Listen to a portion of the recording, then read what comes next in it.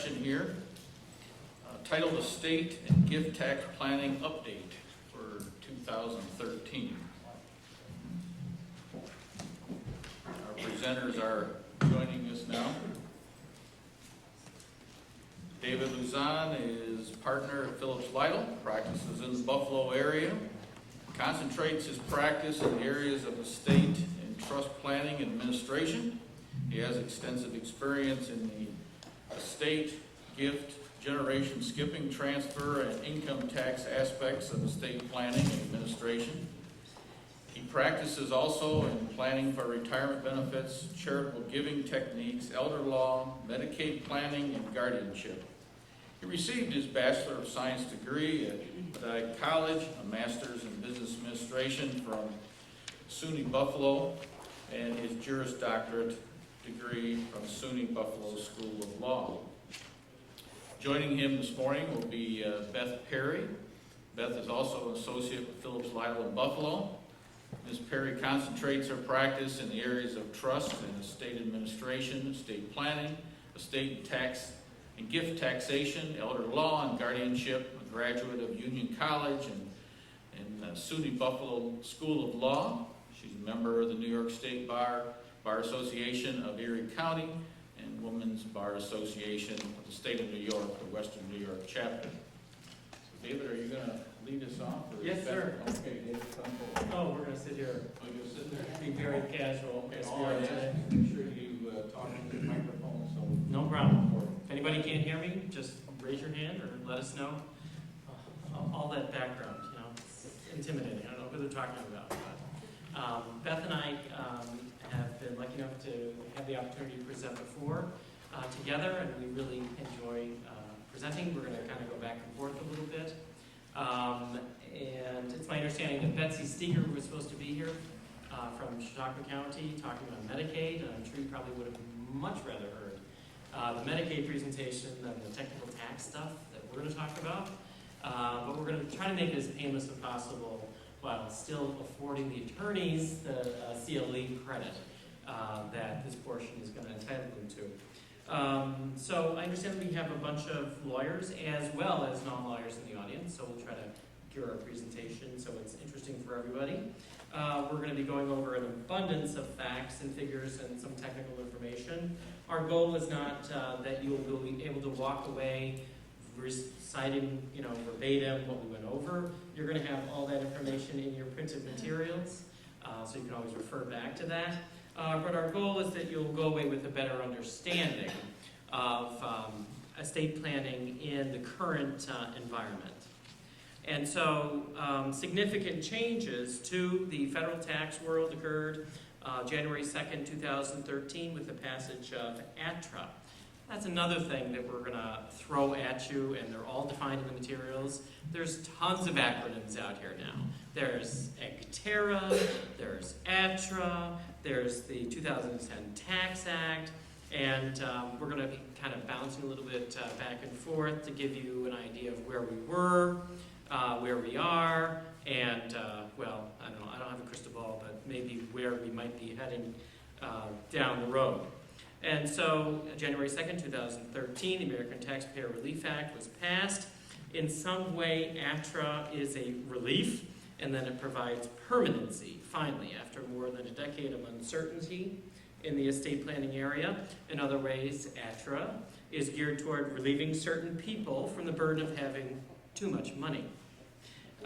Prior to the passage of ATRA, estate and trust planners lived in a very uncertain, changing world with increasing exemption amounts, decreasing tax rates, and then finally the possibility of having the tax laws sunset back to previous levels all the way back to, I believe, 2001.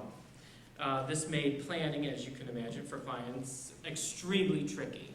We'd have clients sitting in front of us during this period of increasing and decreasing and saying, well, today this is the law, next year it changes to this, 3 years it changes to that, but we're going to try to craft a plan for you that works given all of these changing exemptions, etc.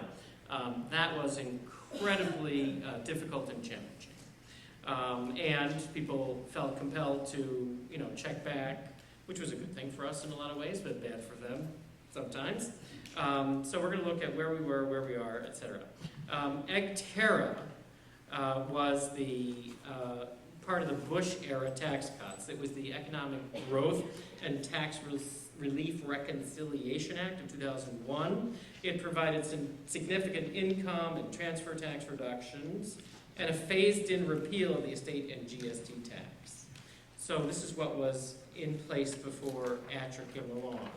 The estate tax exemption increased gradually from 2002 to 2009, finally reaching a $3.5 million exemption, which we thought was pretty generous, especially in our planning markets that we're in.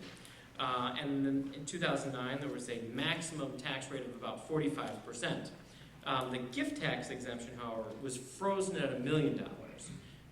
That to make sure that people didn't give away all their wealth and exempt it from taxation. They kept the gift tax exemption at $1 million, but left the federal estate tax exemption at $3.5.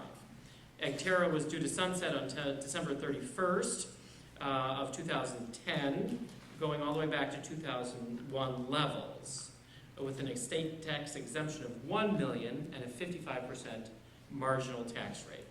I have to say that most practitioners expected Congress to act before the scheduled sunset.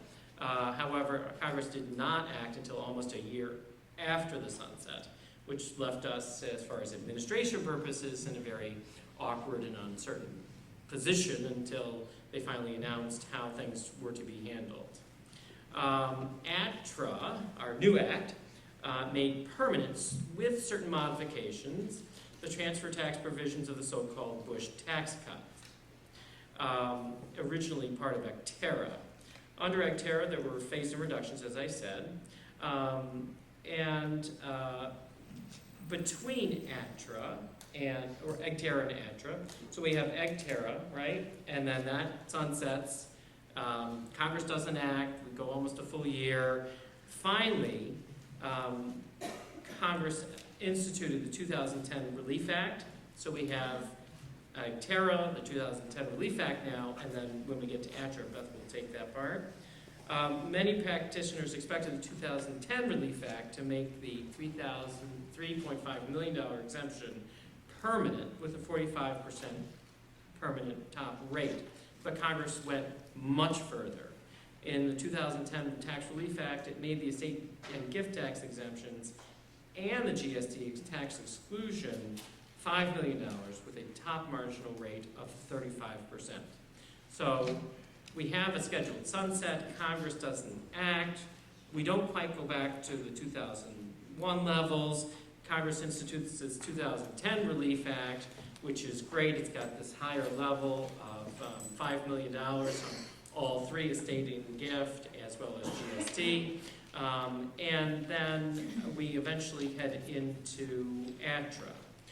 But before that, you need to know that the 2010 Act extended EGTERRA for about 2 years with modifications, with that $5 million exemption and the 35% tax rate. It is significant to note that in 2010, if we had a decedent in 2010, EGTERRA was scheduled to expire. Congress didn't act. We had this no man's land. Finally, the 2010 Tax Relief Act comes into existence, and Congress made this kind of deal. They said for estates in 2010, the assets in the estate either received a carryover basis for income tax purposes from the decedent, which was very hard to deal with and track, or you could have the option of subjecting it to estate tax, using the exemption, and getting a step-up in basis. So all of our clients were doing that kind of trade-off. Was it better for me to take the step up and avoid a capital gain potentially down the road, or should I go ahead and pay the estate tax? In your materials, you'll find a chart. I'm not sure what page it ended up on, but it's large letter C, that shows the exemptions from 1997 to 2013, how they were changing, the rates, etc., just to give you an idea of where we were and where we are now. Beth is going to talk about ATRA, which is the law now. So Beth. Good morning, everyone. I am covering the ATRA topic, and I think a good place to start, I believe it's on page 4 of your materials, this chart, which is a brief history of the estate gift and GST tax. It's interesting to take a look at this chart. I can remember being a relatively new attorney and looking in the mid-2000s, we had estate tax exemption levels that went as high as 1.5 million. And that was a really big deal at the time. That was considered a huge exemption from federal estate tax.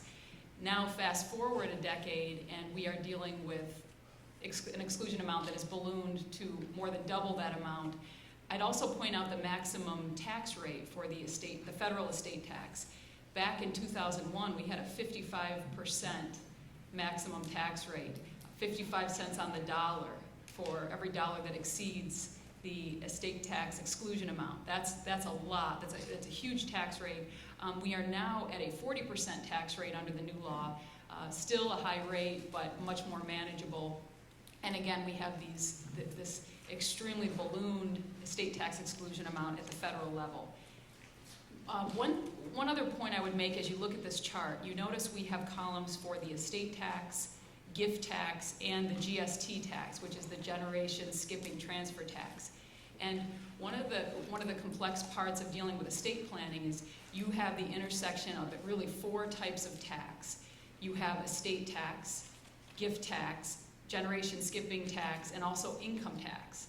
And so as we move through the rest of the presentation, I'll try to specify what tax are we dealing with. It can be a real challenge. If I don't say it or if there's some confusion, raise your hand. But it's a real challenge talking with clients and acclimating them. For example, one of the most common conversations I have with clients is about life insurance. And clients will come in and say, I own life insurance, but it's tax-free. My broker told me it's tax-free, we don't have to worry about that. Well, life insurance may very well be income tax-free. It is not estate tax-free. What the IRS does is they look at the incidence of ownership, who controls that life insurance policy. If it is controlled by the decedent, that very well may be included in the gross taxable estate, and those proceeds are part of the calculation. So that's just by way of background. This chart, I think, is helpful.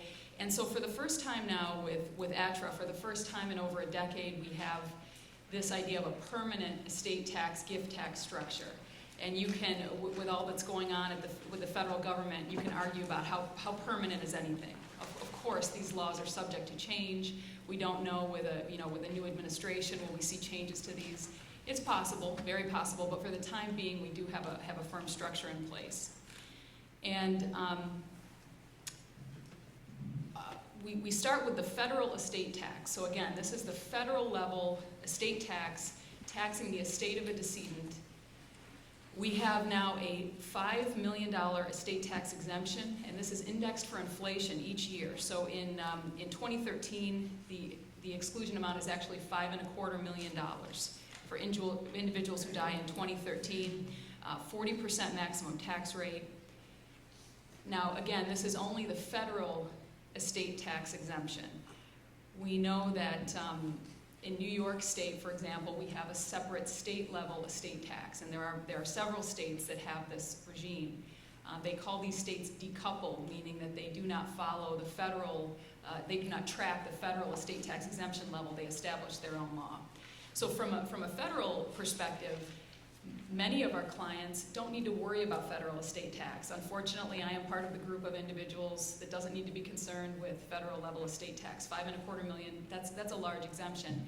We will talk later in the presentation about how spouses can actually share their exemption amounts. So effectively giving themselves $10.5 million of exclusion to play with at the federal level. Very broad. But again, back to New York State, if you are a New York State resident, and if you are a New York State practitioner dealing with estate planning clients, you do have a New York State level estate tax, and this affects a much larger, I believe, a much larger portion of the population than the federal estate tax. New York State has a $1 million estate tax exclusion amount. $1 million, and again, we'll talk in a moment, this can include a variety of property, and it's easier to hit this $1 million mark than you would expect, especially now a very common scenario we see with our clients. The The client walks in the door and they may not have a huge amount of savings in the bank. You may not have a very valuable homestead, but you may see a large 401k.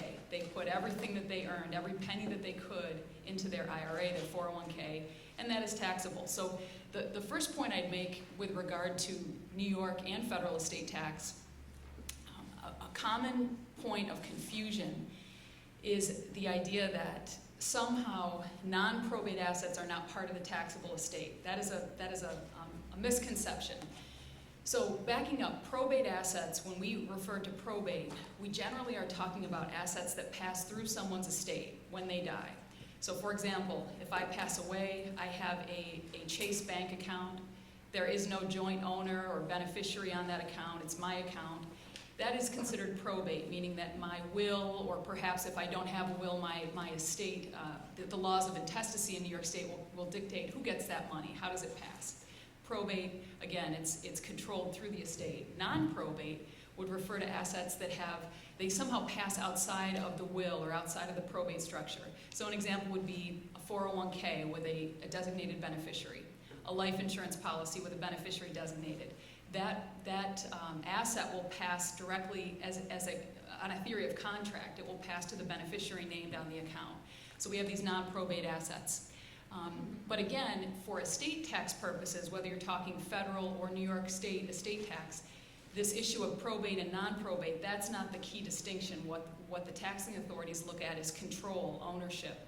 And that is what allows the IRS or the New York State Tax Commission to glob onto assets that pass outside of probate, life insurance, IRAs, again, joint bank accounts, things of that sort. So it's just something to be aware of. I sometimes find myself spending 10 or 15 minutes having this discussion and sometimes having an argument with clients trying to explain to them that this is in fact the rule. So when you look at all these assets, whether they're probate or non-probate, again, they form the gross estate, and that's what we look at. If you have assets that exceed $1 million in New York, you need to consider an estate tax issue. And what I've done here I believe it's on page 6 of your materials, is given an example of some of the types of planning you can consider. We all know that we have an unlimited marital deduction, meaning that when we have spouses married to one another, they are both U.S. citizens. We'll talk in a moment about what happens if you have a non-U.S. citizen spouse, but assuming they're both U.S. citizens, there is an unlimited deduction. You could leave, I could leave if I had an estate of $20 million. I can leave my entire estate to my spouse. There is no estate tax, assuming that it passes in an appropriate way to my spouse. It is subject to the marital deduction, and that's fine. But what we're dealing with in this example 1 is, what planning opportunities do we forego by simply relying on the marital deduction? So you can take a look at the numbers here. Again, we dictate that New York has $1 million estate tax exemption and a 16% maximum tax rate. I refer to this as it's a baby tax when you compare New York State's maximum tax rate to the federal maximum tax rate. And we use an example of a couple that has a total of $2 million in assets. And this is very common. What you see very frequently is the couple may not be balanced. You may have one spouse with quite a bit of wealth. Perhaps they were the major contributor to their IRA or 401k, or they were the major breadwinner. So you often see kind of a lopsided estate plan, not always, but you see that. And perhaps they had joint accounts. So there were some accounts that would pass automatically from one spouse to the other. And we assume that the first spouse dies. All of the assets of the first spouse pass to the survivor. Okay, so now we have one living spouse owning all of the $2 million estate. And we know that there was no estate tax due, no New York estate tax due on the death of this first spouse because we relied on the marital deduction. Everything passed to the survivor. But the example goes on to talk about what happens when the second spouse dies. In that instance, we would have the second spouse with an estate of $2 million. We are in excess of the New York State filing threshold. We have more than $1 million for the decedent. And the result would be the filing of an estate tax return. The estate of the second spouse to die would pay approximately $99,600 to New York State Department of Taxation and Finance. That is the result, again, in this common scenario where we have what they refer to as a sweetheart will. Spouse number 1 dies, all to second spouse, and we have this dramatic tax event. What could we consider as a planning strategy? Well, one very common strategy is to rely on the credit shelter trust. And it works something like this. On the first spouse's death, he or she would direct their assets to a credit shelter trust, meaning that assets are placed in a trust for the benefit of the surviving spouse. Now, we need to be careful how that trust is written. We don't want to give too much direct control to the surviving spouse in a way that would cause estate tax inclusion. But if we limit the trust appropriately, the surviving spouse can rely on that trust for income and for principal for specific purposes. And the idea of the credit shelter trust is that trust is not taxed in the surviving spouse's estate. So it is created in the first spouse's estate at their death. Again, it benefits the surviving spouse, but it is not taxed in their estate at their eventual death. The idea being both estates, both spouses have estates below the New York filing threshold. We have no estate tax, or perhaps a very minimal amount. So this idea of the credit shelter trust has been very popular, and as we have seen the federal estate tax exemption balloon, there are many practitioners that have written articles and said, well, we don't need estate planners anymore. The federal estate tax is so large that we can just rely on the marital deduction and we don't need to worry about it. But I think what we see very frequently is because we live in a state with a state level estate tax, this planning is still very useful, and it's real money. I mean, this is as I said, this is a very common example of the $2 million net worth and the idea of a roughly $100,000 New York estate tax. It's big money, and it makes a big difference to the family, the surviving children, or other family members who might inherit. So I guess the takeaway is estate planning is not dead, at least in the state level estate tax context. Can you use a conduit trust as part of that? A conduit trust. A conduit trust, let's see. Typically, I think of conduit trust to refer to a trust that would hold an IRA. Is that what you're referring to, or a retirement account? Yes, you could. You could structure, the concept of a conduit trust is essentially allowing a retirement account to pass into the ownership of a trust, but dictating that minimum required distributions must be made to the beneficiary each year that will allow the income tax stretch treatment, the deferral of income tax for the life of that beneficiary. So yes, you could use conduit trust terms for that trust, and you could allow the funding of the credit shelter trust with a retirement account. That would be possible. And could the conduit trust provide that the beneficiary would become the children of a spouse when the spouse dies? Yes, the question is, could you write the trust so that Conduit during the life of the spouse, right? that's right, and at death, the remaining trust assets would be divided between a class of children or beneficiaries. Yes, you could do that. You could do that. The oldest child would then determine the remaining term of that trust? It depends. I believe, when you elect my understanding is when you elect the conduit trust treatment, you may be locked in at the surviving spouse's life expectancy. I do not think you get to then take a re-election to stretch for the children's life expectancy. I think that's the right answer. So it would depend, but you could certainly look at that. Another option that relates to the credit shelter trust, everybody here, I'm assuming, has heard of a disclaimer will. Very popular, and they are pushed. We use a lot of them because they can be very appropriate. The idea of a disclaimer will or a disclaimer trust is that because the estate tax laws have been in such flux, a common option is to say in your will, I leave everything to my spouse. I want them to inherit. However, based on the tax laws in effect at my death, I give my spouse the option to disclaim their inheritance into a credit shelter trust. So again, it's the same concept of a credit shelter trust, but it is optional the funding is optional, and it is incumbent upon the surviving spouse to make the disclaimer election. Now there are disclaimers are tricky. There are some very specific rules in the EPTL regarding the timing of disclaimers. They have to be made within 9 months of date of death. They have to be made before there has been any acceptance of the property. So for example, if the surviving spouse inherits a bank account and withdraws $100,000 from the account, they cannot thereafter disclaim the account because they've already benefited from it and accepted ownership of it. So there's some, it can be complex, but if you walk your client through it in the right way, the disclaimer trust can give you a lot of flexibility. And again, it provides for some wiggle room in terms of what the laws will be 10, 15, 20 years down the road. We don't know what New York State tax law will be at that time. My suspicion is it'll be exactly what it is now. But we don't know that. The New York exemption amount could balloon as the federal exemption amount has. So it does give that flexibility, again, very common planning. I would say we find, for higher wealth clients, we find mandatory funding of the trust more often. You know, they really believe that the money's going to be there to fund those trusts. It's not going to impact the lifestyle of the surviving spouse. But for medium range wealth clients, they're not sure how much is going to be there at the death of the first spouse. They're concerned they may use their assets and it wouldn't make any sense to set up the credit shelter trust. So that's when the disclaimer planning works, disclaimer funding works really well. I will say also as a final point on this, oh yes, question? Along with that, then how are you phrasing the credit shelter trust to just deal with the New York exemption? Are you saying that so much as will avoid New York State tax, or? That's right. What we typically do in a disclaimer trust, if we will divide out disclaimed assets, so we may have tiers of trusts. For example, the first tier would be an exemption amount equal to the New York exemption amount, so assets disclaimed up to the $1 million mark.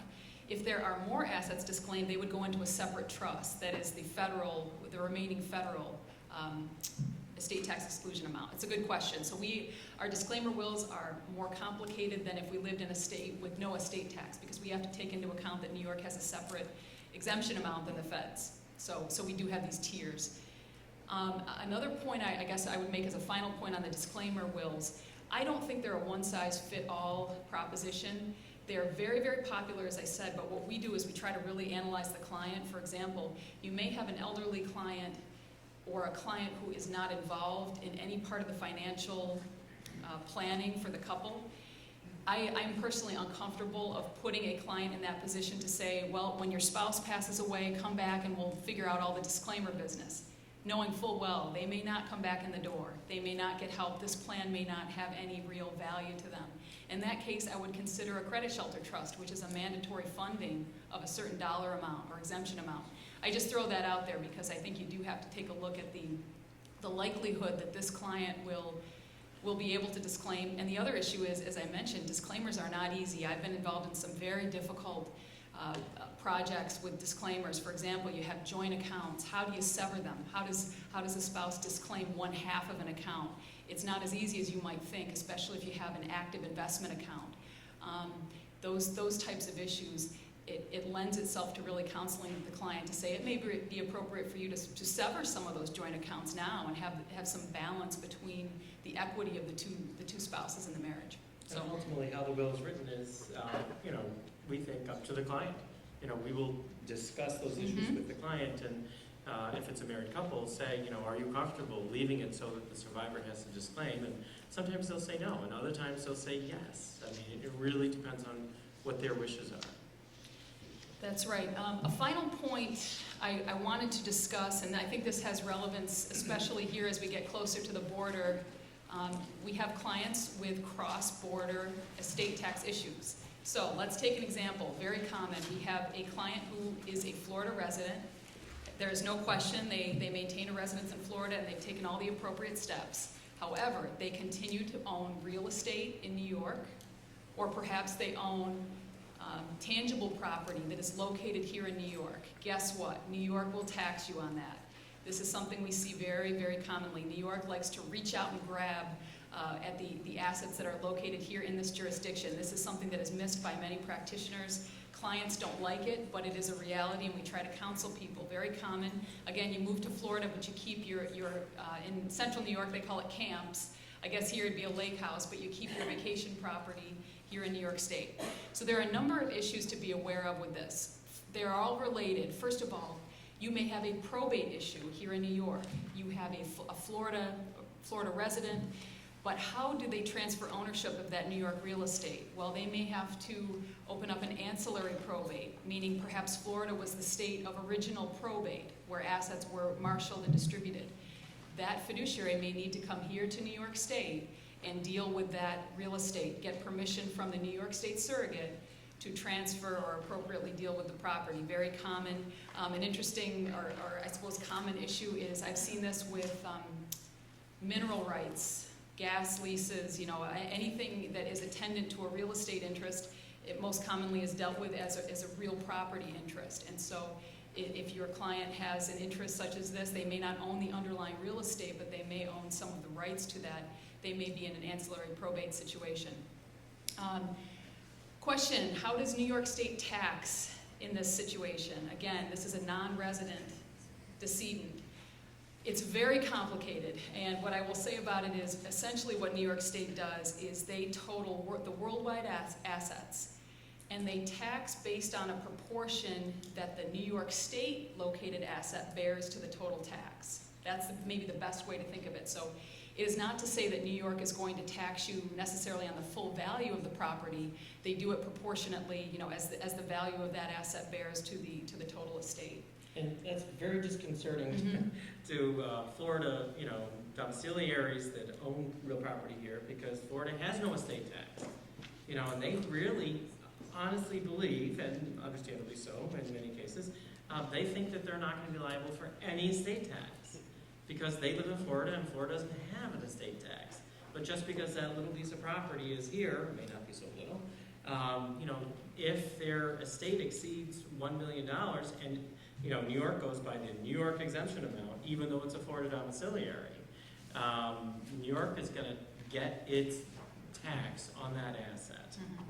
And that's a great point. I may have glossed over this. New York doesn't tax all non-resident decedents. It would only be if worldwide assets exceed $1 million. So if again, you have a Florida resident with an estate of more than $1 million, they have exceeded the New York State filing threshold. At that point, New York analyzes what percentage or what proportion does the New York property bear, and that's how they get their tax. So if you, theoretically, let's say you have a client, a Florida resident, who has $50,000 to their name when they die, and $20,000 of it happens to be located here in New York State, non-resident estate tax is not going to be an issue for you. It's only for those clients, again, with assets that exceed the $1 million mark. New York does not tax intangible assets. So, for example, if a non-resident decedent happens to have a bank account that happens to be at a New York bank, that's not likely to cause a problem or cause any non-resident decedent estate tax here. But a related issue, anybody who has ever researched New York tax law knows it's a very, very difficult and frustrating process. There's not a lot of authority, especially when it comes to estate tax. But you will find some advisory opinions. And here's the issue. You have the non-resident decedent. They own New York real estate, and what they do is they transfer the New York real estate into an entity. So maybe they put the real estate into a corporation, or perhaps it's a single-member LLC. Or a Rev Trust. And the question is, does that real estate, is that real property, or is it now intangible property? Meaning, is it an interest in an LLC, or is it an interest in a trust that somehow avoids this New York non-resident estate tax issue? And the answer is it depends. I can point you, if you're interested, point you to some advisory opinions from New York State. The bottom line is, let's deal with the single-member LLC. New York says it is possible that the single-member LLC could convert that real estate into an intangible interest, but you would need to look at a few things. First of all, has the LLC elected to be treated as a corporation for income tax purposes? That's one issue. The other issue is, does that LLC have some kind of a business purpose? I think New York State is looking at, did the person do this to be cute? Did they put the real estate into an entity hoping that they could avoid estate tax? They want to see that there is some actual business purpose. The other issue David mentioned is very commonly you have revocable trusts. So the non-resident creates a trust to own New York real estate. Normally that will not fly. New York will disregard that entity. You may find an exception if the trust owns an interest in, let's say, a partnership or an LLC that is invested in the real estate. You may get around it. But again, the state is going to look at, does that entity have a business purpose? Was this done, I don't want to use the word sham, but was it done intentionally to try to convert that real estate into an intangible asset to avoid tax? So it's not always as simple as you would hope, and the research is not easy on that point either. Yes? What about have clients who'll have rental properties that they put in LLCs. I mean, that's the business purpose for them. You would probably have, you would have very good luck, I would think, on a business, business purpose argument for that, depending, now again, you'd have to be careful about the way the entity is structured and that it is performing as an entity, but yes, I think that's a perfect example. You know, I think what the state has problems with is if you have a personal residence that you stick into an entity, what's the business purpose? Well, you can argue it's for creditor protection, but it doesn't really pass the test. But I think rental property is a great example of how that could work. Yeah. Final point, and then I'll turn it back over to David on a really important topic. This, I want to mention, under this new law, ATRA, there is no more state death tax credit. So when we're talking about estates who have a federal estate tax due, they can deduct state taxes that were actually paid. So you don't any longer get a dollar for dollar reduction. You know, remembering back to law school, the difference between a credit and a deduction. You do get the deduction, but again, this idea of a state credit. So if you're filing a federal return, you're not going to get that dollar for dollar reduction if you pay a state level tax. I just think that's interesting, and it's still part of the nomenclature for all of these federal tax discussions, but it's not applicable under current law. So David, I'll turn it back to you for portability. Elizabeth, can I just ask you Yes. a question? For a period of time, we were talking about the New York State tax sopping up, and that would be the old way that the tax would have had the dollar for dollar credit, right? Mm-hmm. So now we're back to the pre-2001 rules, That's right. where it's the deduction. That's right. So the sop term, we can throw Gone. away. I think so, although people are still using it. It's frustrating because you still see it in articles, and it's, like I said, it's kind of part of the verbiage now, but yes, it But it's is. incorrect. Correct, that's right. That's right.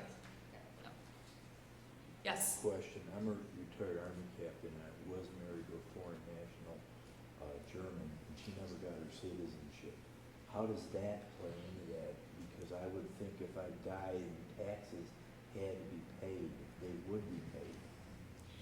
Right, so a very good question, and I said I was going to get back to this, and I did not return to this concept. The marital deduction is allowed for transfers to U.S. citizens. So the question is, what do you do if you have a non-citizen spouse? And the answer is, it depends. It depends on your asset threshold. There's a far reduced exemption amount. Correct. There's a reduced exemption amount. At the federal level, when you're talking about estates of more than $5.25 million, and you exceed that threshold, you need to leave the assets in a qualifying trust. They refer to it as a QDOT. It's a qualified domestic trust, which basically ensures that tax is being paid from that trust. It benefits your spouse, but it's done in a very specific way. So you'd look at the federal code to get the requirements for that trust. If you are under the $5.25 million mark, you don't have as much of a concern about the QDOT requirements. And this is where it gets a little bit strange. New York State does not follow the same rules in terms of the marital deductions. They do not require QDOTs specifically to provide assets to the surviving spouse. But what they do is, to claim the marital deduction as part of the estate tax return, they follow the federal rule, which says you need the QDOT. So I guess the bottom line I would say to you is, it's a good estate planning question. It depends on your asset threshold. What we would do is we take a look at what you have. We would probably throw in one option for you is, because you don't know exactly what you will own at your death, you could possibly use a disclaimer structure to say, I give everything to my wife. However, if there is any estate tax issue or tax issue in terms of her inheriting, she could disclaim the property into a QDOT. Right. That's one way that I've handled it in the past, because it really depends. It depends on a lot of factors and what the rules are, whether you're dealing with New York State or the feds. But that's what I would think is you want to meet with somebody and talk about that QDOT. And if, again, though, for most people, if you fall below the federal threshold, it's not going to be as dramatic of an issue, but it's still there. It's still something you want to consider.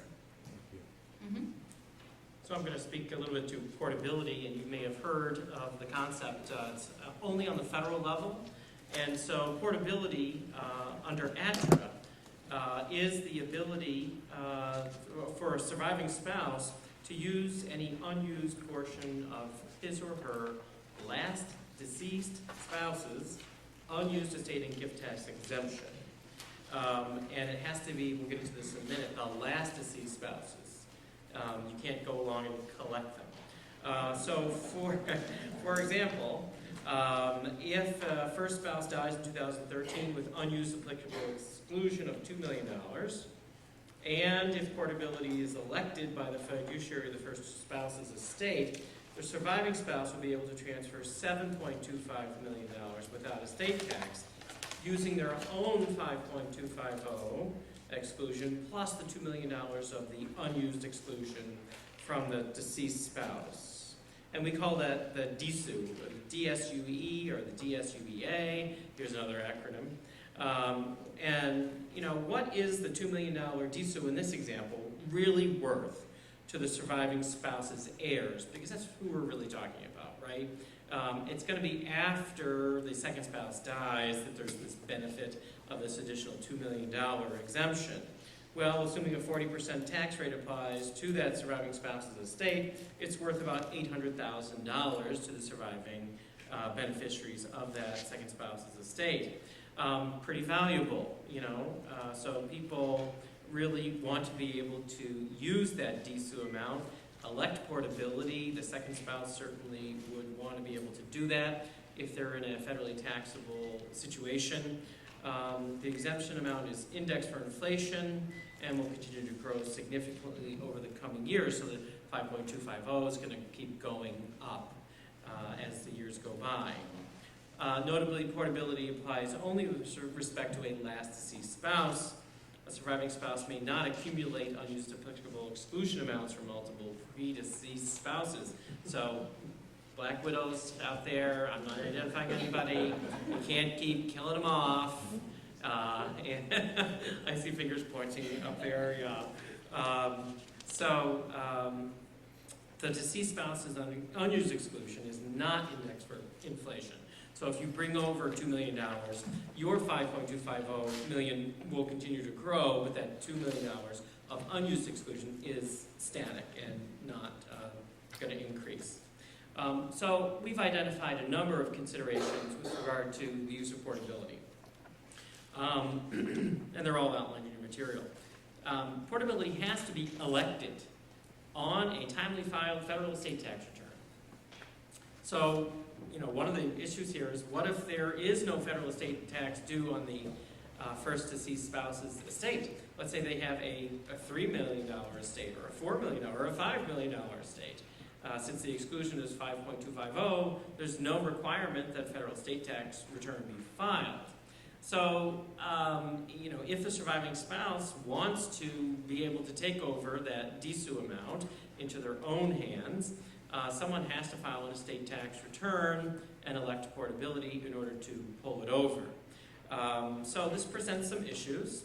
If no executor has been appointed, let's say there's no reason, everything was either in joint name, still estate taxable, outside of the probate estate, all passing, the will may never be admitted to probate, so no executor might be appointed.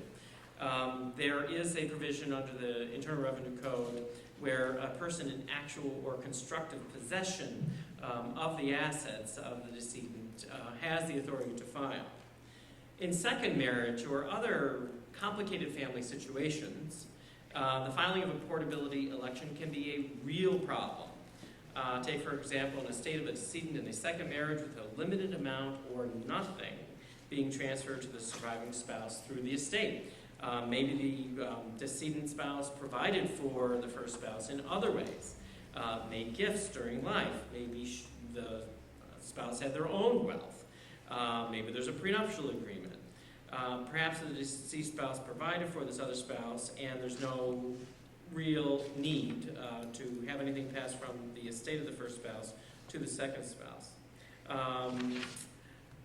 Assume further that a child of the deceased spouse is the nominated executor and the sole beneficiary of the estate. What motivation does that child have to go ahead, incur the cost, the time, the delay of having a federal estate tax return filed, waiting for the closing letter, closing the estate, only to benefit the evil stepmother? That's a classic paradigm, right? I have 2 of these estates, by the way. This is not a far-fetched scenario, and it is contentious because the kids They don't want to spend the money to file the return. The They see surviving what's spouse- coming to them, being Exactly. reduced every time, we Exactly. spend an hour on the estate tax return. They're getting less money out of that residuary estate, it's only benefiting the spouse. If the will of the decedent does not directly address this situation, it can be a real problem.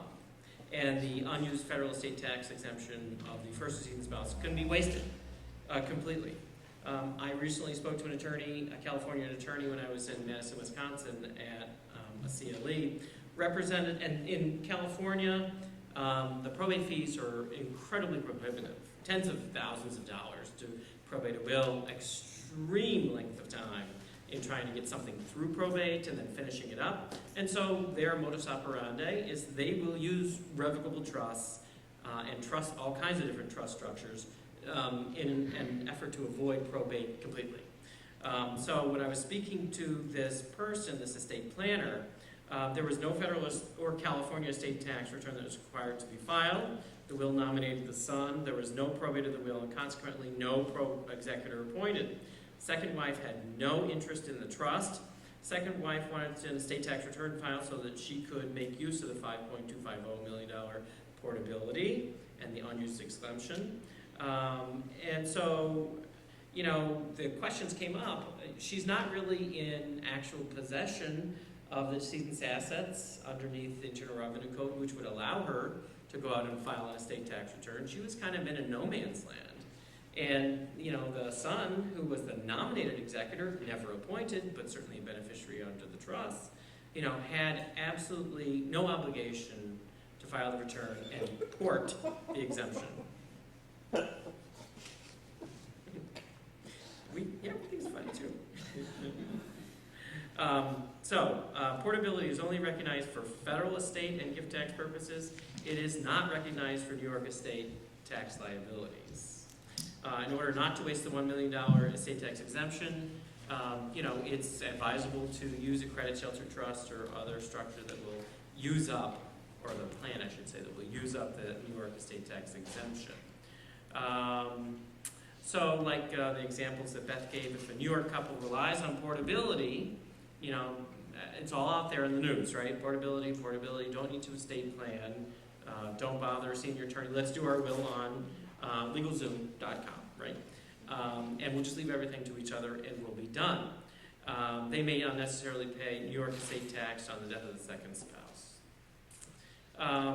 Another consideration, the federal government recognizes portability only for estate tax. If you have any generation skipping transfer tax planning that's going on, you're not going to be able to rely on portability or use the unused exemption for generation skipping transfer tax purposes. Portability does not occur automatically, as we said. There has to be an election on the estate tax return by the executor or someone else authorized to file the return, and it has to be timely filed. In our office, we are a little behind the ball on this one. It's my fault completely. Developing language to put into wills for happy couples at the moment that says, that my executor is directed to file a federal estate tax return on my behalf, on my estate's behalf, and elect portability, and so that my surviving spouse may use my unused exemption amount. We think that there's got to be a really clear direction in the will if you want to make sure that that's preserved. We talked about only for the last spouse to die and using a credit shelter trust. So I'm going to turn it over to Beth and let her talk about the marital deduction. We're revisiting topic we covered just a few moments ago in terms of the marital deduction. I'll not go into detail on this, but just to raise the point that not every transfer to a spouse will qualify for the marital deduction. You have to look at the Internal Revenue Code and determine that the interest is qualified. You've probably all heard of the term Q-tip trust. It's another one of our wacky acronyms for a qualified terminable interest property trust for a spouse. So you have to fulfill, an outright gift to a spouse will always qualify for the marital deduction. Assuming the spouse is a U.S. citizen, that's always going to pass muster. The question is, if you have a trust, and it's a very limited trust, will that qualify? Well, you have to look at the code, 2056. and take a look. There are some requirements. The surviving spouse has to have a right to all of the income. That income has to be payable at least annually. The trust has to be for the sole benefit of the surviving spouse during his or her lifetime, etc. And also the executor has to make an election to qualify that trust as a Q-tip trust and is qualifying. I do include the site to the provisions for the QDOT. This is the federal trust, qualified domestic trust, when you have a spouse who is a non-U.S. citizen. The government wants to see if you have a non-U.S. citizen spouse, they want to see the money placed in trust, and that is so, again, that provides assurance that tax will be paid from the trust as appropriate, and that the money will not be taken to another country or another jurisdiction. So that's very important.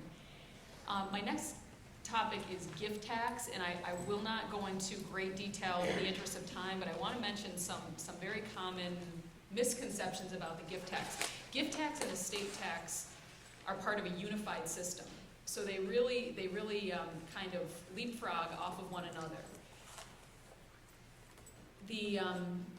The way I think of gift tax, the way it makes sense to me, is to say the estate tax would have no teeth, it would have no power if a person could simply give away all their assets during their lifetime, right? We'd all do that if we all, as opposed to paying an estate tax, if we could just give everything away to our family, we'd probably do that, save on tax. So the government has a system of tracking gifts, and I guess you could say it counts against you. Gifts count against your eventual estate tax exemption amount when you die. And that makes sense because, again, if you could just give away the farm, you would do it and the government would have no way of taxing it. So we each have a lifetime $5 million gift tax exemption amount, which is indexed for inflation to $5.25 million in 2013. Very similar, identical to the estate tax exemption amount. That means that we can each give away $5.25 million during our lifetime without paying any gift tax. Sounds pretty good. Sounds like a good plan. It does get a little bit more complex than that. What the government says is they want you to file gift tax returns. They want to track these gifts. So there is a Form 709.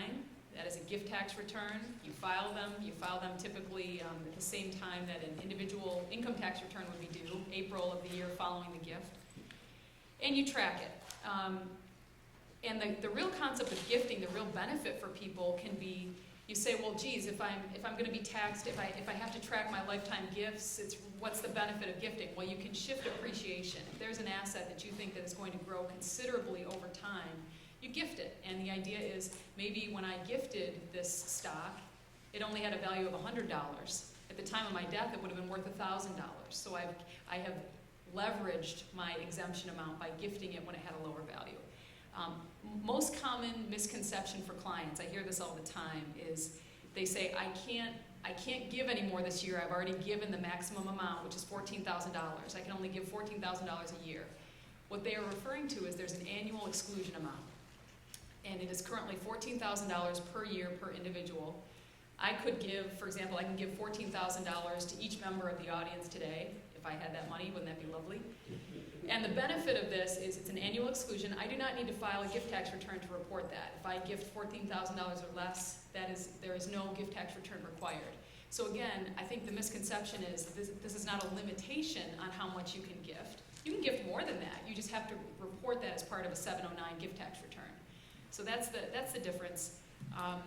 And spouses can split gifts, but they have to consent to it. And this can be a tricky situation. Sometimes a spouse doesn't want to split gifts, meaning combine their annual exclusion amount to be $28,000 rather than $14,000. I see a question in the back. Could you integrate this discussion on the federal gift tax with planning for a New York couple, maybe they're 65 years old, they're worth $3 million, they're never going to have a federal estate tax problem, but integrating this discussion on how do you reduce the odds that they'll be worth more than $1 million at their...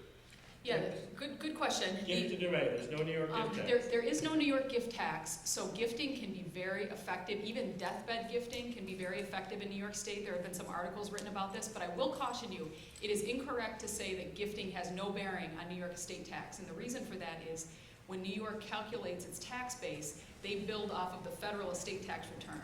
And the federal return, again, it brings back in a portion of prior gifts and it adds them back. So I think the easiest way to say it is gifting effective in New York State to reduce New York estate tax liability? Absolutely. You may not escape estate tax entirely, but you will greatly reduce it by gifting. So gifting is A+ in New York. It has a lot of benefit for clients who fall below the federal threshold but have a New York estate tax issue. Absolutely. And if they don't want to gift it outright, they could gift it into irrevocable trust and That's retain the income. You know, I understand that Medicaid's going through everybody's mind, but we're not talking about that. But they could still have use and income from those assets, but still get them out for gift tax, for gift purposes and out of their estate for New York estate tax purposes. David hit on a good point. Another client misconception is when we are talking about the Medicaid concept, you're applying for government benefits, and people say, well, I gifted, but I only gifted the annual exclusion amount. As we probably all know in the room, DSS, it doesn't matter. They do not follow the IRS rules regarding gift tax exemption amounts. A gift is a gift, whether it's a $1,000 gift or a $10,000 gift or a $500,000 gift. So unfortunately, a lot of clients will try to use that as a defense. It won't get you anywhere in terms of a Medicaid application. In the interest of time, I am going to just gloss very quickly over the generation skipping transfer tax. GST, I think bar none, the most complicated tax concept in the estate planning world. The important concepts to know, there is this is how conceptually how it makes sense. Individuals started getting very smart when the estate tax was instituted. They figured, well, rather than giving my money to my children, who will die within a short amount of time after my death, and their estates will face an estate tax, I'll give it to my grandchildren or my great-grandchildren. They'll be alive 100 years after I'm gone, and that money will be held up without facing an estate tax. Very clever. So the government instituted a regime of GST. If you make a gift that skips a generation, you may face a generation skipping transfer tax. The idea being, it is not fair for you to skip a generation of estate tax. The government is going to tax you at that point. There are some large exceptions to this rule. Let's say, for example, you may have a predeceased child and you are gifting to a grandchild. That's not going to be considered a direct skip in some circumstances because the generation above has deceased, and so they're going down the line. GST is a very complicated formula. You have an inclusion ratio. So, for example, if you have assets in a trust, you may have allocated GST exemption. There is a $5.25 million GST exemption lifetime, so you can allocate that exemption to certain gifts or to certain transfers. So there may be, you may have what they call a zero inclusion ratio. If you have allocated GST to all the assets put into a trust, the zero inclusion ratio means you have no GST tax. You multiply the tax rate times the inclusion ratio of zero, no tax. If you have not allocated GST to a trust, you may have an inclusion ratio of more than zero, meaning you will have a GST tax as money comes out of that trust. It's a topic we could lecture on for a couple of hours probably, and still everyone in the room would be yawning. But it's good to be aware of it, and you may have clients. If you see, to me, I think the big takeaway is when you see clients who are trying to do dynasty planning. Perhaps they want to create a trust that runs for multiple generations. That is, a very important concept to nail down with them and to take a look at before you get involved in that type of planning. I know we're a little bit over time, but I want to spend just a couple of minutes on some of the income tax considerations. I'm not going to go through it verbatim. It's in your material. Capital gains rates have changed. Top income tax rates have changed. What I want to talk really briefly about, because there was a question about an LLC or an entity holding having rental income, is this new Medicaid surtax, which is a 3.8% surtax on net investment income. It applies to individuals with income of $200,000 or more, or $250,000 or more for a married couple filing jointly. However, for trusts and estates, it applies when adjusted gross income exceeds $11,650, an incredibly low threshold. So if you are administering an estate that has an entity in it that has perhaps rental income coming in, all of that income may very well be subject to this 3.8% Medicare surtax. And how are you going to determine whether or not you should be calculating the surtax on the 1041, the fiduciary income tax return? You're going to have to make a determination about whether it's passive income or not. And if it is passive income, it's going to be subject to the tax. If you can somehow legitimately qualify it as non-passive, you're going to escape the tax. And how does the IRS determine whether it's passive or not? Well, that goes to the material participation of the owner of the business, during the tax year in which the income was earned. Well, who's the owner? Well, it's the estate or the trust. And who's the person that you're going to apply this test against? That's going to be the executor or the trustee. It's a very complex, convoluted area. We have an estate now where, one of the children before the death of the parent was working in the business, and that child is the fiduciary. That child materially participates on a daily basis in the running of the business. So we think we have a really strong argument that, it's not going to be subject to the surtax. In other instances, you have a fiduciary who has no involvement. All they're doing is administering the estate.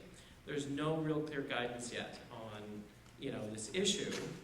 We're looking for guidance or hoping to put out some proposed regulations on it.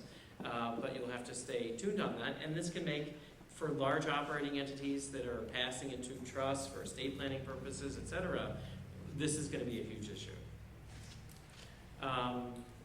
So now that we've covered ATRA and the fact that it's permanent, we'll tell you that in the 2013 Green Book, which contains the administration's 2014 budget proposals, there's a proposal that we return to transfer taxes to their 2009 levels and the previous exemptions. So I guess we'll find out, what happens next year.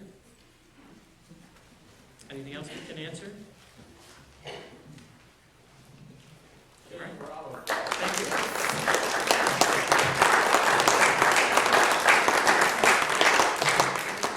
We're going to take about a 15-minute break, and as you recall, we will be taking the famous picture with the t-shirts on as soon as you return, so appreciate if you put those on. Make sure you visit the sponsors downstairs.